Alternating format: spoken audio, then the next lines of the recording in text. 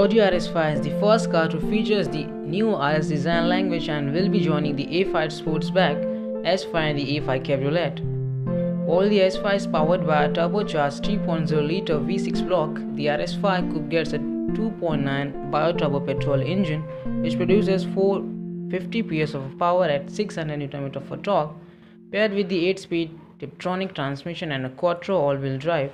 The car sprints from 0 to 100 kmph in a mere 3.9 seconds, and if you opt for the optional dynamic package, you can take it to a top speed of 200 kmph. Unlike the A5 and the S5, it's quite simple to tell the RS5 apart. It's missing two doors, but if you look closely, it even gets a wider and flatter grills. To feed the two spooling turbines, additional lateral air intakes and the outlet have been placed next to the Matrix LED headlights. Additionally, you have a diffuser insert, oval tailpipes, surface-mounted spoiler lip, 20-inch 5-spokes wheels and a gloss back, carbon and matte aluminium customization options. Audi Sport even offer the Sonoma Green Metallic as an exclusive paint finish for the RS5 Coupe. Inside you get a sporty all-black theme. You can also opt for the optional diamond stitching in Nappa leather.